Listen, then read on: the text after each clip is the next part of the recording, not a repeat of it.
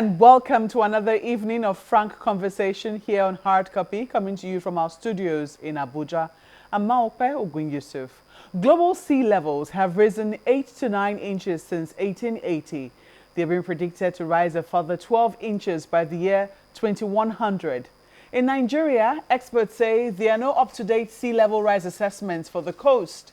However, much of the Nigerian coast is low-lying, and a 1 to 3 meter rise in sea level could have a catastrophic effect on human activities in these regions. Now, sometime in May this year, the Nigerian Hydrological Services Agency gave its annual flood report in line with one of its statutory responsibilities.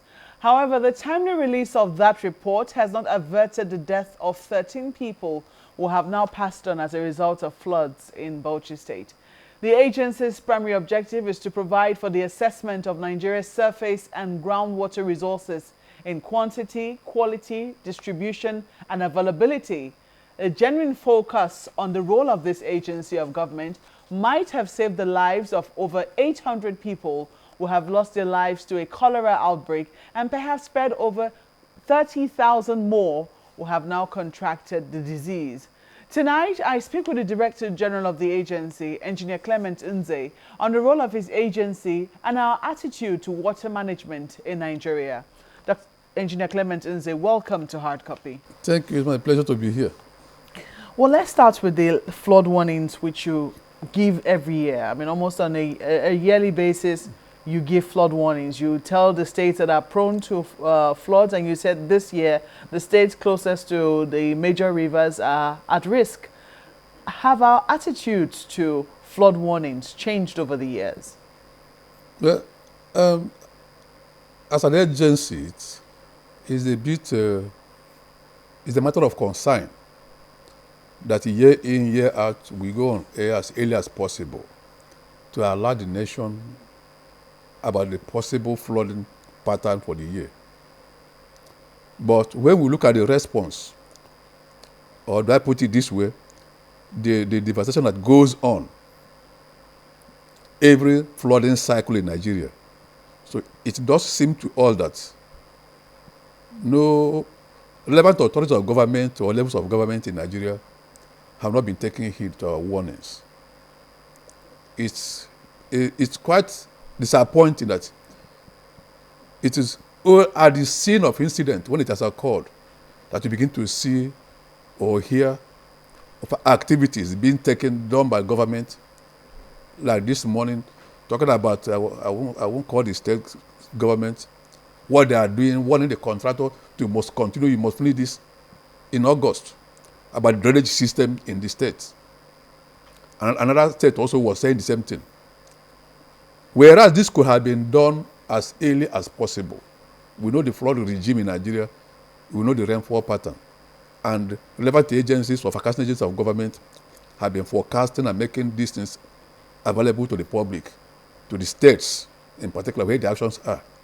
But by and large, from what we see, we read in newspapers, we conclude therefore that not much heed has been paid to our predictions. What about the attitude of the Nigerian people? Because first and foremost, I want to ask you, when you speak, who are the people that you're directly speaking to? Individual Nigerians have or has responsibilities, but more, I must say, lies with the government. Government has the apparatus. In each state government in Nigeria, you have the town planning authorities. In the state, for instance, you have the Department of Development Control, that they control development. Human beings by nature, that's why I say government has to come in, has to do more. Human beings by nature has a high level of what we call inertia, maybe in science, reluctance to move, to do anything. That's why about a few months ago, the Honorable Minister of FCT activated what is already in the system, that if you beat a traffic light, there is a mobile court that is waiting for you, and things like that. In other words, it is required that the government should activate relevant laws. Human beings cannot. Everybody wants freedom, can behave anyhow you like, but somebody has to checkmate it. So that's why I'm saying government has more to do to ensure that the citizens comply And once it is done over and over, people will begin to adapt. Don't throw garbage on the road. If you sweep, don't pour it anyhow on the drainages. Clean your surroundings. First, take individual responsibility. These are some of the campaigns that you're hoping to see when you issue your warnings. Correct. And Yes. it should be something that now becomes a part of our lives. Yes. There's some people that will say that, there are some things that there are some disasters that we cannot see, we cannot predict. We've seen how high sea levels are affecting some areas and causing unprecedented disasters in those areas. Is this something that we are also prone to? The issue of sea level rise for Nigeria is basically the states in Nigeria that are contiguous to the Atlantic Ocean.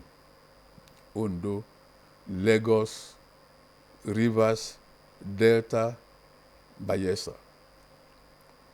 Now, over the years, we have known the pattern of the sea level rise and when it does occur. We need to take proactive measures ahead of time to prepare ourselves for such periods of the year. As the years go by, the issue of climate change, some of the things that didn't happen before, but because of human intervention, interfering with the nature, we are now suffering what we suffer.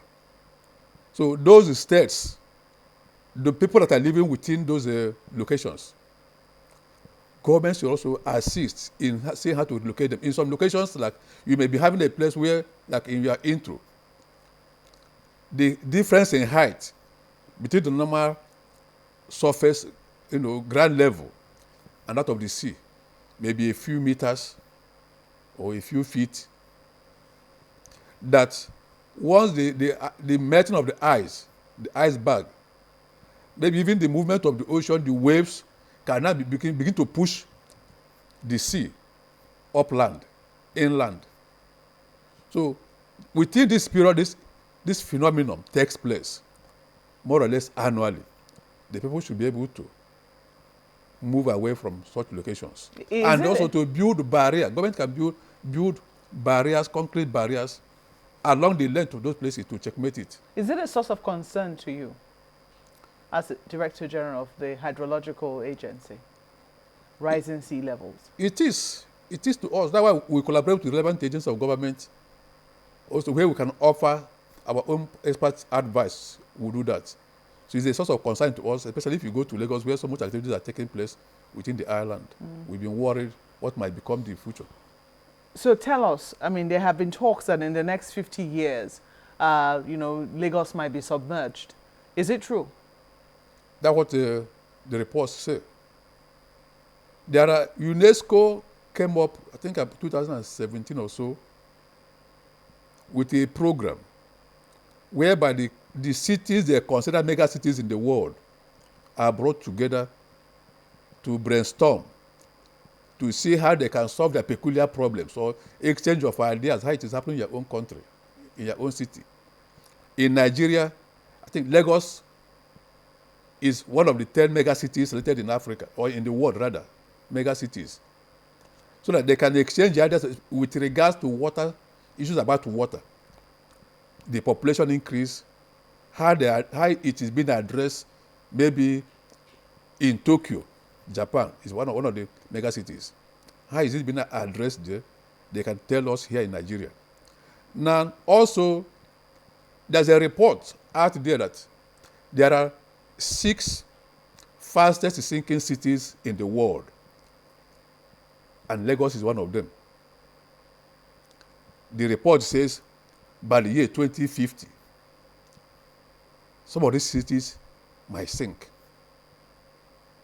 I said somewhere, one of my nieces living in Germany, the daughter came back from school and was looking gloomy and asked, what is the problem? I said, Mommy, they told us in the school in Germany, they mentioned Lagos among other cities, that by 2050, Lagos is likely to sink. So he was asking, what are we going to do back home in Nigeria if Lagos? So it is not, it is a public issue already. It is there in the public domain that even children in what may be called secondary school. Outside there in Germany, we are being taught, being exposed to this. So we have to take certain measures back home to see how we can monitor this trend, whether it will come to pass for those who will be there by 2050. But what we are seeing within the Lagos, that's the Lagos Island, is a source of concern, a source of worry. What are you saying precisely?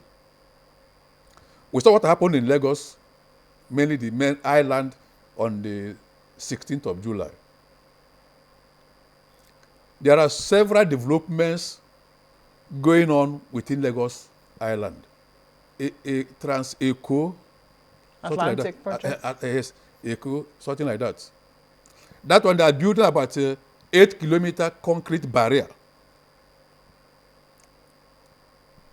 Now, sand is being mined from the sea. You pump, you sand fill, you reclaim part of the ocean. Like this one I mentioned, this Atlantic, Eco-Atlantic. The report I have said 8 kilometers of concrete wall to protect the sea, the beach. Now, when you have done that, we are believing you have tampered with the natural ecosystem. You may have succeeded in protecting that particular spot, but what is happening at the other shores of the Atlantic? Are you saying that that attempt to reclaim it has tampered with the natural ecosystem of the sea, of the ocean? Yes. And so, you are dredging, you are removing sand. So it could pose a danger. Yes, it could be. But I didn't see any report anywhere about the maybe environmental impact assessment report or studies about that before such was embarked upon. Was the hydrological agency not contacted? We're not aware. We're not part of it. Maybe there could be other agencies of government, maybe at the state level. Were you supposed to have oceanography? Yes. You had I think the other part of oceanography. Yes. That has office there in Marina, in Victoria Island, may have been part of what they did. I'm not and also NIMET, talk about marine meteorology. They have some work they're doing there too. But do you have responsibility, some responsibility for what happens there as well? I would say we don't. You don't have any responsibility with regards to that? We don't. Okay. It's extremely important that we get that we understand that, I mean, as to whether or not you did have a role in that and somehow... That's what I'm saying. There could be other arms, other government establishments or ministries. It could be from Lagos State government, it could be from the Federal Ministry of Works, or even from the Federal Ministry of Environment in particular. Federal Ministry of Environment, that,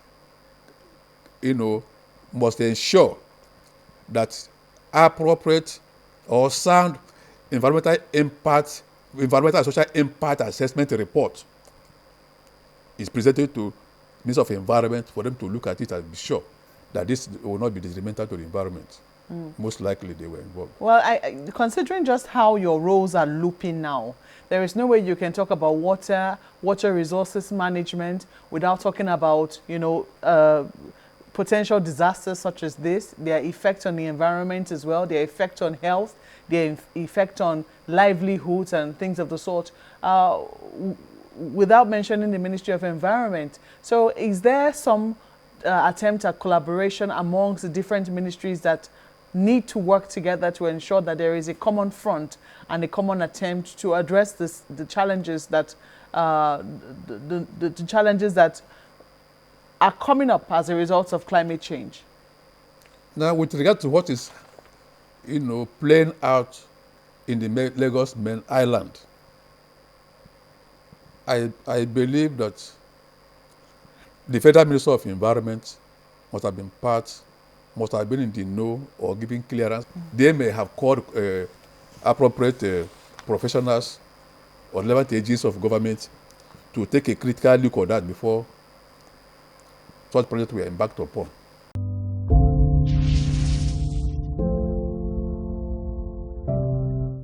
Welcome back. You're watching Hard Copy, coming to you from our studios in Abuja. Director General of the Nigerian Hydrological Services Agency, Engineer Clement Nze, is our guest tonight, and we're talking about our attitude to water management in Nigeria. You have responsibility for the quality of water and to advise federal government on, not just the federal government, I believe it's also state governments as well, on the quality of water being consumed in Nigeria. I'm sure that you're aware that there is a cholera outbreak, and I'm sure that you must be concerned about that. What will be the role of your agency in ensuring that outbreaks like this do not happen? The role of my agency, like we monitor the entire surface and groundwater resources of Nigeria.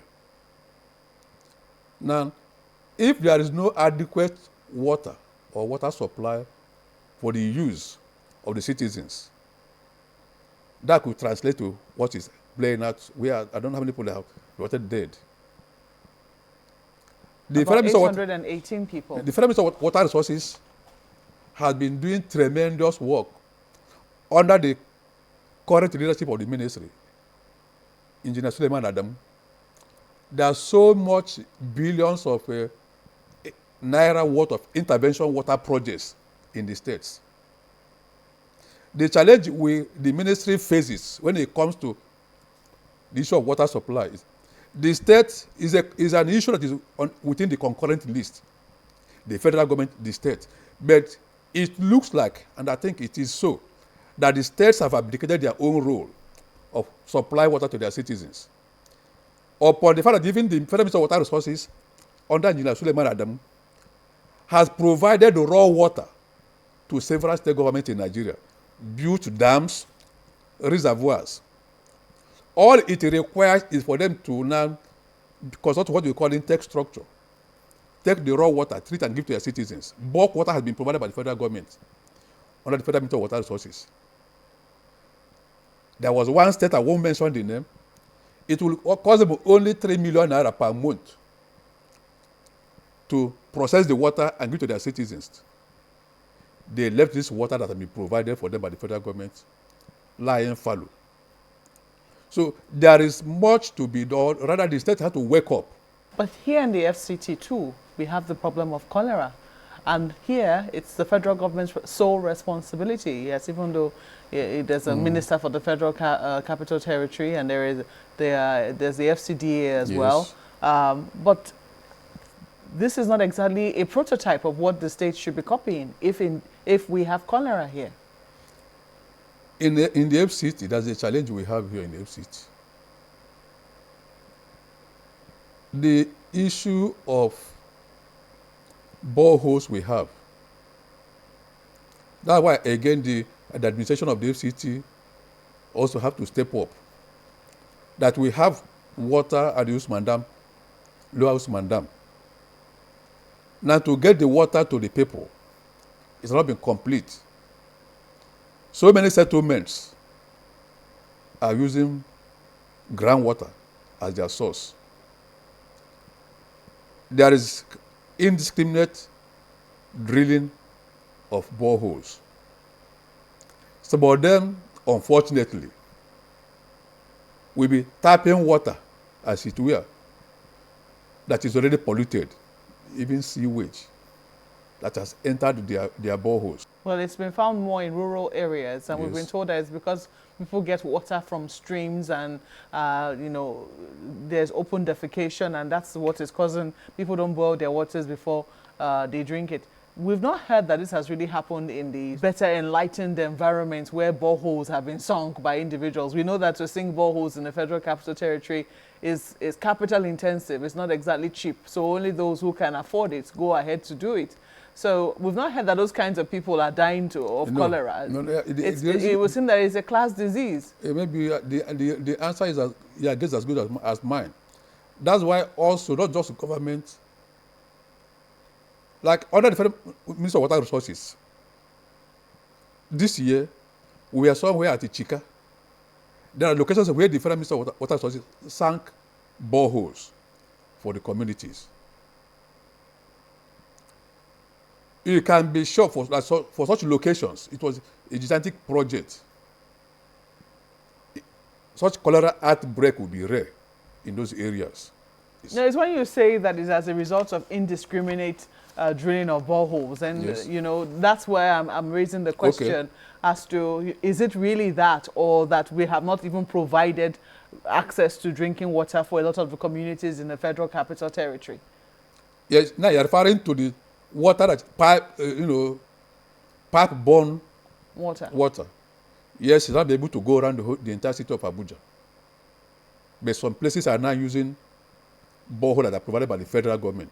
It is true that there's a challenge to the indiscriminate siting of boreholes. Some people have said that, the FCT could be susceptible to earthquakes as a result of the indiscriminate siting of boreholes. Is it true? Is there any truth to it? Yeah, I think in 2019 or so at Mpape, there was a earth tremor or so. Now many people linked it to borehole drilling. But my minister, Engineer Suleiman Adam, I think about 3 weeks ago or 2, called some of us in the ministry, the agents of the ministry, to look at it, the impact of indiscriminate borehole drilling in the country. There are some of these implications or people believe that it could translate to tremor or earthquake. But the experts have said, like geological survey, I think they went on air to debunk it. Then if you go to Mpape, so many quarry industries are there, several of them, and it goes on every day. It's possible the explosive that have been used, you have to drill in the rock, charge it with explosive, and then blast. Might have been responsible for that. But the experts have never linked it up with a indiscriminate drilling of boreholes. Yes. Let me ask you about water becoming a scarce commodity and becoming a source of conflict. And I think that's what water management will be about, how it is that we can maximize our water, the use of our water in a safe way and in a sustainable manner as well. I do not know what your thoughts are with regards to if water could ever become a source of conflict in Nigeria. You see, that's one of the things the Water Resources Bill 2020 seeks to tackle. In Nigeria, what we have been advocating as an agency, apart from solving the problem of flood in Nigeria, that the state government should be able to think outside the box to see this volume of water that we waste every year, over 210 billion cubic meters of fresh water that enters Nigeria. By the time it's entering the Atlantic Ocean, that's the amount coming from River Niger, from River Benue, and the huge amount of water that is within Nigeria. More than 70% is from Nigeria, compared to the other ones that are coming from outside. But by the time it is entering the Atlantic Ocean, it's over 210 billion cubic meters of fresh water. Nigeria, this water comes to you in excess, and then you don't use it. Over 210 billion cubic meters wasted every year to the Atlantic becomes salt water, lost completely. Why don't you arrest some of this water? So we've been advising state governments to begin to see if they can construct professionally diversion structures and take it kilometers away and develop another city, community, having big reservoir there. We know about Jabi Lake here. It's an artificial structure. We know what is there. So when such a thing is existing in several locations, maybe Kebbi State, for instance, River Niger enters Nigeria through Kebbi State, as River Benue enters Nigeria through Adamawa State. Along the length, you can make some canals, some channels, deepen it wide, then go far and build a very huge reservoir like Jabi Lake. It becomes a source of a tourist attraction there. Like if you go to Jabi Lake, day in, year out, every day people are doing business there. People go there, the atmosphere is cool. You have a shop right as somewhere, maybe because of it, the groundwater is recharged. Before the groundwater you have in the life camp, Guarempa, Jabi, the yield wasn't what it is now. It has increased so much because it has been continuously recharged from the Jabi Lake. Such could be replicated in the states. It will reduce the amount of water that is being wasted, which can now be used all year round for agriculture. It's a fine place to leave it. We have to thank you for coming in, Hard Copy Engineer Clement Tunze. Thank you. It's my pleasure. That's our program tonight. Comments and contributions are welcome to the handles showing on your screen. Thank you so much for watching. I'm Maokwe Ogun Yusuf. Good night.